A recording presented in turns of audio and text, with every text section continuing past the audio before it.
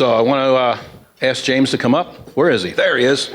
And I don't have a subpoena, but I have this for you.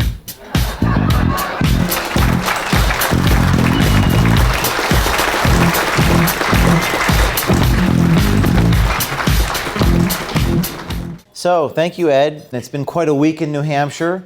I was issued a subpoena by someone in the Attorney General's office, and I will tell you that story. It's outrageous. This man, whose name is Robert Bell, we got him to admit to a Class B felony in New Hampshire, but don't take my word for it. Let's listen to the man himself. Yeah, I was down there for a funeral, and so I voted in early voting. Oh, you early voted in Florida in 2018, and then you voted in person in the polls here in New Hampshire? Yeah, I guess I did. The New Hampshire Union leader called Mr. Bell, and he confessed it to the New Hampshire Union leader.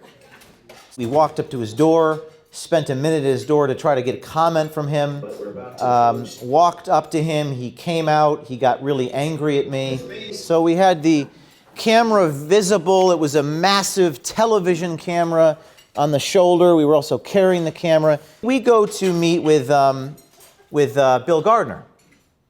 That's me. This is actually Tuesday afternoon.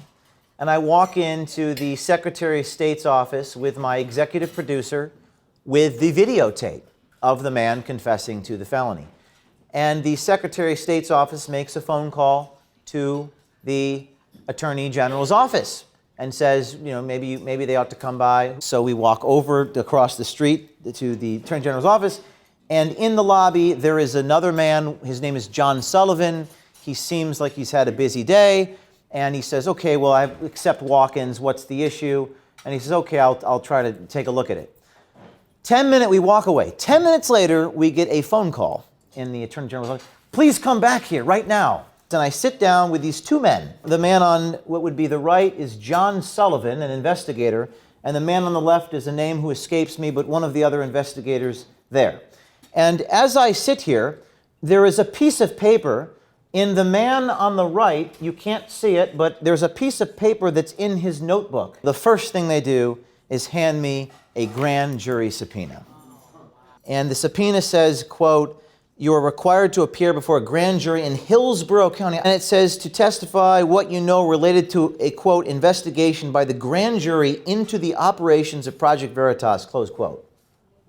Have they delivered a subpoena to the man who voted twice? We go to interview with WMUR. New Hampshire is a two-party consent state. Do you feel that when you went to him, you were within the law? It's a two-party consent state, but you're filming me right now.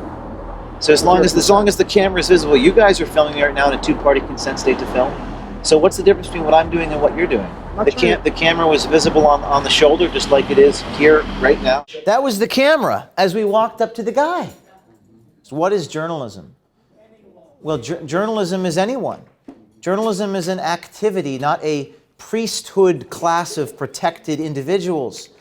But this is critical because what you have here in your state, and I'm sure that powers that be are going to watch this on the internet, is you have the inequality, the unequal application of the law. You would never do this to the New York Times.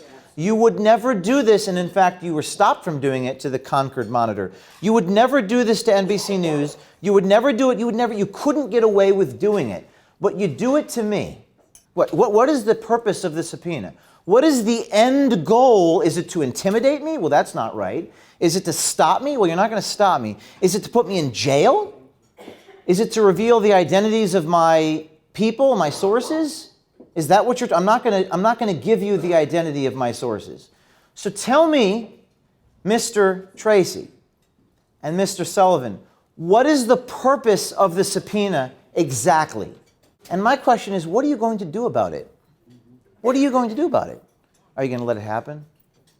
You don't have to do the reporting. You just have to stand behind the people who do the reporting. Because if you don't, who will? Be a catalyst for change. Be brave. Do something.